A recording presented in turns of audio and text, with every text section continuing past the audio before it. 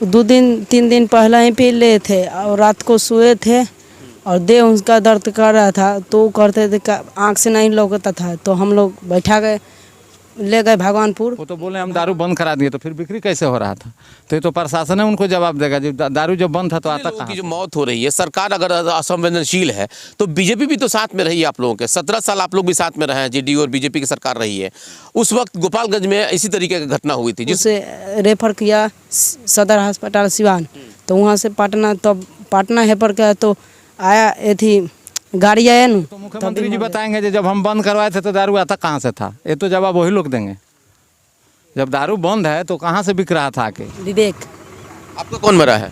पिता। आपके पिताजी मरे हैं? जी। आपके भी पिताजी मरे हैं और इनके भी पिताजी मरे हैं? जी। आपके पिताजी का उम्र कितना था? 36 वर्ष। 36 वर्ष था। चीख चीख करके कह रहते हैं कि सरकार इसमें दोषी है, और आज आप लोग उल्टा कह रहे हैं कि सरकार इसमें दोषी है। तो फिर दोषियों पे कार्रवाई आप लोगों ने क्यों नहीं किया, जो कि फिर ये सिलसिला बढ़ता जा रहा है? क्या आप उनके पहला संतान है? नहीं, तीसरा संतान है। क्या करते थे आपके पापा? ये थी कि मजदूर थे। मजदूर थे। BCom, BSc, MA, MCom करें विश्व की सबसे बड़ी यूनिवर्सिटी इग्नू से। सॉल्व असाइनमेंट्स और गाइड बुक्स प्राप्त करें। संपर्क करें Mahakal computers, DAV PG college के पास, पंच मंदिरा मोड़ से दाहिने, सिवान।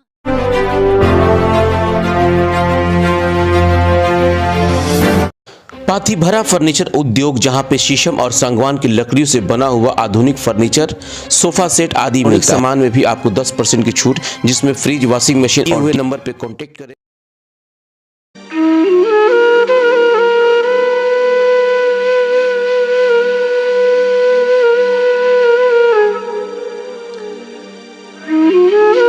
लगभग अभी हम लोग देख रहे थे 1 हफ्ते से बिहार में जो राजनीति चली जा रही है, खास करके दारू को लेकर के। हालांकि बिहार सरकार इससे बार बार इनकार करती थी, लेकिन पहली बार सदन में मुख्यमंत्री नीतीश कुमार ने ये एक्सेप्ट किया, ये स्वीकार किया कि जो छपरा और सिवान में जो घटनाएं हुई हैं, जो लोग जो संदिग्ध अवस्था में जिनकी मृत्यु हुई है, वो लोग कहीं ना कहीं दारू से उनकी मौत हुई। हालांकि जहरीली शराब के बारे में बात होती है। ये इत्तेफाक देखिए कि आज हम लोग जहाँ पे हैं, ये भगवानपुर हाट है, और भगवानपुर हाट का वो ब्रह्मस्थान जो इस वक्त जो कि सुर्खियों में बना हुआ है। हालांकि कल से पहले छपरा को जिस तरीके से सुर्खियां प्रमुखता मिल रही थी, जिसमें कमोबेश बताया जा रहा था कि लगभग 100 लोग जो है कि मौत हुई है, खास करके जहरीली शराब पीने से। लेकिन कल जिस तरीके से सुबह से जब खबरें चलने लगी भगवानपुर हाट में भी, उसके बाद कहीं ना कहीं प्रशासन का यहाँ भी हाथ पैर फूलने लगा। और ये जब सामने आया कि भगवानपुर हाट, हालांकि सरकार इसको भी दबाने का प्रयास कर रही थी, लेकिन जिस तरीके से एक के बाद एक जो है कि मौतों का जो सिलसिला चला, उस सिलसिला ने फिर से एक बार सिवान को सुर्खियों में ला दिया। आज हम लोग ब्रह्मस्थान में हैं। आप मेरे पीछे तस्वीरें देख सकते हैं कि ये 2 व्यक्ति हैं। इनके हाथ में आप तस्वीरें देख सकते हैं कि जब आदमी किसी घर से कोई मृत्यु होती है और उसके बाद वो जब उनका जब अंत्येष्टि के बाद वो लोग लगभग 10 दिन तक शोक मनाते हैं। हालांकि अब ये लोग जा रहे थे अपना क्रियाक्रम के लिए, मैं इन लोगों से बात करूंगा। ये इत्तेफाक देखिए, ये अगर राजनीति इस पे हो रही है तो कहीं ना कहीं एक तुच्छ राजनीति की बात हो रही है, क्योंकि ये खास करके दारूबंदी को लेकर के, दारूबंदी की जो बात कही जा रही है। लेकिन किस तरीके से भगवानपुर जो हाट है, ब्रह्मस्थान है, वहां पे एक नहीं बल्कि कई घरों से जो है कि एक पारे की लाशें निकली हैं। उनके घरों के लोग, मैं उन लोगों से बात करूंगा। क्या नाम पड़ता है आपका? हमारा शंकर राय। शंकर राय नाम है। क्या अच्छा, आपके घर में जो लोग जिनकी मृत्यु हुई है उनकी उम्र कितनी थी? वो 60 से कम। 60 से कम था। कुछ बताइएगा उनके बारे में कि कैसे उनके बारे में पता चला कि वो दारू पिए हैं, कि क्या हुआ है? वो तो पी के थे, सोए थे। अब सुबह में 3:30 बजे पेट में दर्द हुआ, गुजर गए। तो कुछ कह के नहीं गए तो क्या बताऊं। तो ये पता कैसे चला कि फिर पिए हुए थे?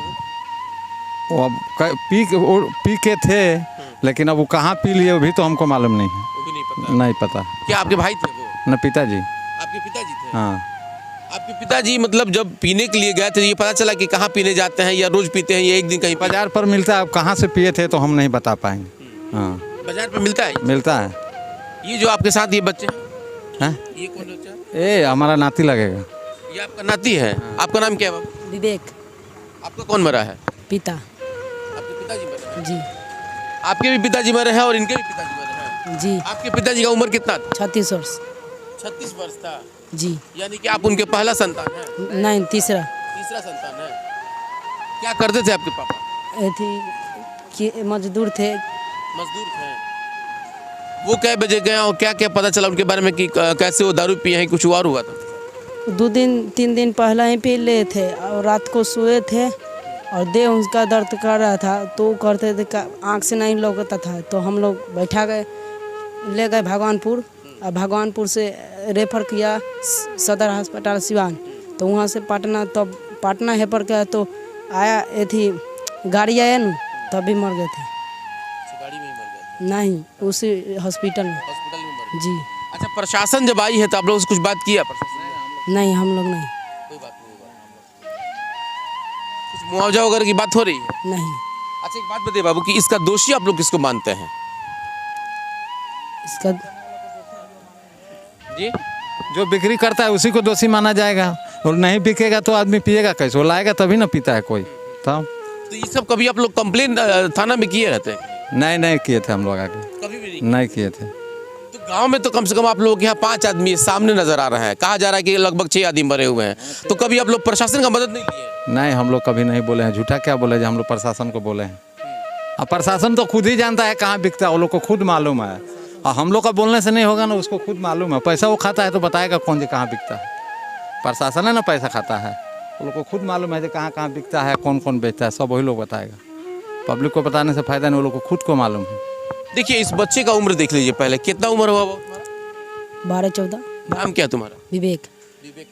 जी। अच्छा, एक बात बताओ बाबू कि जब तुम लोग पापा के बारे में तुमको पता चला कि पापा मेरे दारू पी करके मर गए हैं, उसके बाद प्रशासन तुम्हारे यहाँ नहीं आई है, क्या लोग तुम लोग को लग रहा है कि कहीं ना कहीं ऐसा लग रहा है कि दारूबंदी जो हो रहा था, दारूबंदी की बात कही जा रही थी, वो सफल नहीं हो रहा है, कि लोग गांव के ही लोग नहीं मान रहे हैं? गांव के लोग हैं नहीं मान रहे हैं। जी। देखिए, मैं इस बच्चे से कुछ ज़्यादा बात नहीं कर सकता, इसलिए कि मैं देख रहा हूं कि जिसका पिता जो है कि इतनी कम उम्र में ही जो है कि अगर इस दुनिया को छोड़ के चला जाए, कुछ गांव वाले भी हैं, मैं उनसे भी बात करूंगा कि गांव वाले जिस तरीके से, एक बात बताइए कि आपके यहाँ दारू जो बिकता है, ये आप लोगों को पता रहता है कि नहीं? हम लोग क्या बताएं, हम लोग तो जो पिएगा वही नहीं बताएगा कि हाँ दारू बिकता है कि नहीं बिकता है। हम लोग तो पीते नहीं है, तो हम कैसे इतना छुप करके बिकता है कि किसी को पता भी नहीं चलता? नहीं, कैसे? वो तो थाना को पता है, प्रशासन को पता है कि कहाँ बिकता है कहाँ नहीं बिकता है। तो काफ़ी दिन से यहाँ पर दारू बिकता है, मगर हमें नहीं बता सकते हैं कि कहाँ बिकता है, थाना बताएगा कहाँ बिकता है कहाँ नहीं बिकता है, बस हमें ही कहेंगे। एक मिनट रुकिए, एक मिनट। अभी नीतीश कुमार जी कह रहे हैं कि हम मुआवजा नहीं देंगे, तो क्या लग रहा है कि मुआवजा सही में सरकार को नहीं देना चाहिए, या फिर कहीं ना कहीं इस तरीके से? वो तो सरकार को इसका विचार करना चाहिए। जब दारू बंद हो गया तब बिकता कैसे था, वो तो प्रशासन ने बताएगा ना। अरे ये तो मुख्यमंत्री जी बताएंगे जब हम बंद करवाए थे तो दारू आता कहाँ से था, ये तो जवाब वही लोग देंगे। जब दारू बंद है तो कहाँ से बिक रहा था आके, वो तो बोले हम दारू बंद करा दिए, तो फिर बिक्री कैसे हो रहा था? तो ये तो प्रशासन है उनको जवाब देगा, जब दारू जब बंद था तो आता कहाँ से है। देखिए, ये एक बड़ा अजीब विडंबना है कि जिस जगह से लगभग 5 लोग जो है कि इस जहरीली शराब का शिकार हुए हैं, जैसे कि इन लोगों ने बताया। हालांकि कल तक ये पता चल रहा था कुछ नशीले पदार्थ खा करके कुछ लोगों की संदिग्ध तौर पे मौत हुई है, लेकिन यहाँ के लोगों ने जो बताया वो सब सामने है, सभी के सामने है। साफ तौर पे ये सामने आ रहा है कि जिस तरह से गांव में अगर दारू बिक रहा है, शराब बिक रहा है, जहरीली शराब बन रही है, यहाँ की थाना प्रशासन सबको पता है। उसके बाद जब मौत होती है तो कहीं ना कहीं प्रशासन उससे अपना पल्ला झाड़ने का प्रयास करता है, सरकार भी प्रयास करती है। सबसे बड़ा बात है कि अगर सरकार या प्रशासन अगर सदन में खड़ा होकर के इस बात से इनकार करती है, लेकिन ग्राउंड रिपोर्ट पे जीरो पे कुछ और ही बात सामने आ रहा है, तो जाहिर है कि कहीं ना कहीं शराबबंदी का कोई मतलब नहीं रह जाता है। अगर शराबबंदी का कुछ मतलब है तो प्रशासन इस पर ध्यान दे कि जब गांव में या शहर में लोगों के घर तक दारू पहुंच जा रही है, उसके बाद अगर प्रशासन कह रही है कि हमें नहीं पता है, तो जाहिर है कि जो उसका सूचना तंत्र होता है सरकार का, वो फेल हो चुका है। जिसका सबसे बड़ा कारण है कि छपरा में जो कमोबेश 100 मौत बताई जा रही है, सिवान में भी इसका जिम्मेवार कौन है? मेरे साथ यहाँ पे एक जनप्रतिनिधि भी हैं, भाजपा के ये प्रमंडल स्तर के जो है कि अध्यक्ष हैं। अध्यक्ष जी, एक बात बताइए कि जिस तरह से अब ये लुका छुपी का खेल हो रहा है, प्रशासन कुछ और कह रही है, सरकार कुछ और कह रही है, आम आदमी कुछ और कह रहा है, फिर ये मौत कैसे हो रही है? फिर देखिए, सरकार इसको पूरी तरह दबाने का प्रयास कर रही है। कारण कि जो आंकड़ा अभी मशरख, तरैया, अमनौर, भगवानपुर जो आंकड़ा रियल है, जैसे यहीं पर मेरे गांव में और एक बगल में 5 आदमी का डेथ हुआ है, लेकिन पोस्टमार्टम सिर्फ 1 आदमी का हुआ है। यानी सरकारी स्तर पर तो 4 आदमी को छुपा दिया गया। उसी तरह छपरा जिला में भी हो रहा है। अभी 75 आदमी का लेटेस्ट न्यूज़ दिखाया जा रहा आपने है। भी बताया कि एक आदमी का हुआ है, यानी कि पोस्टमार्टम। अभी मेरे साथ 2 आदमी बात कर रहे थे, दोनों अलग अलग घर के हैं, दोनों का सामने आ गया। इसका मतलब कि यहाँ पर भी सरकार कहीं ना कहीं लुका छुपी खेल रही है। बिल्कुल कर रही है, इसमें कोई संदेह की बात नहीं है कि मामले को बहुत हद तक छुपाने का प्रयास किया जा रहा है। इसमें कहीं कोई अतिशयोक्ति नहीं है और यह बहुत व्यापक पैमाने पर, यानी सभी दोनों जिला का अगर टोटल रिकॉर्ड देख लिया जाए तो ये मामला 300-400 के आसपास जा सकता है। चूँकि ये रिकॉर्ड सिर्फ वही आपको मिल रहा है जो सरकारी अस्पताल में गए हुए हैं। बाकी जो निजी अस्पताल में गए वहाँ डेथ हो गया, बहुत लोगों को फूंक दिया गया, जला दिया गया, उसका दाह संस्कार कर दिया गया, ये सब रिकॉर्ड तो अभी मिल ही नहीं रहा है। बहुत लोगों को डरवाया गया, धमकाया गया कि तुम पोस्टमार्टम कराओगे तो तुमको ये हो जाएगा, वो हो जाएगा, तुम पर भी अगर बेटा है उसका तो तुम पर FIR हो जाएगा, तुम्हारे घर के अन्य लोगों पर FIR हो जाएगा। इस तरह से डरवा धमका कर और पोस्टमार्टम भी नहीं किया गया, आनन फानन में उसको मजबूर किया गया दाह संस्कार करने के लिए। अच्छा सर, एक बात बताइए, चूंकि देखिए हम आप नेता के तौर पे मत बात कीजिएगा हमसे, हम आपके एकदम एक सिंपल तौर पे बात करते हैं कि इतने लोगों की जो मौत हो रही है, सरकार अगर असंवेदनशील है तो बीजेपी भी तो साथ में रही है आप लोगों के। 17 साल आप लोग भी साथ में रहे हैं, जेडीयू और बीजेपी की सरकार रही है। उस वक्त गोपालगंज में इसी तरीके की घटना हुई थी जिसमें तेजस्वी यादव चीख चीख करके कह रहे थे कि सरकार इसमें दोषी है, और आज आप लोग उल्टा कह रहे हैं कि सरकार इसमें दोषी है। तो फिर दोषियों पर कार्रवाई आप लोगों ने क्यों नहीं किया, जो कि फिर ये सिलसिला बढ़ता जा रहा है? देखिए, आपने पहले ही कहा कि राजनीतिक से ऊपर उठकर, लेकिन आपने क्वेश्चन राजनीति वाला ही कर दिया। ठीक है, मैंने इसलिए दोनों आदमी को कहा, राजद को भी कहा और आपको भी कहा। अभी आप सरकार में नहीं इसलिए चिल्ला रहे हैं आप। मैं चिल्ला नहीं रहा हूँ, मैं सही बात कर रहा हूँ। अगर हमारा गठबंधन टूटा है तो इसके पीछे भी तो कुछ न कुछ वजह होगा। उस वक्त कार्रवाई क्यों नहीं? सुनिए, सरकारें नीतियाँ बनाती हैं, लेकिन नीतियाँ जब फेल होने लगे तो उसकी समीक्षा भी तो होनी चाहिए। नीति बनाना, शराबबंदी मैं आज भी कहता हूँ गलत नहीं है, लेकिन पूर्ण शराबबंदी जो आप किए हैं और फिर भी शराब बिक रहा है, ये गलत है।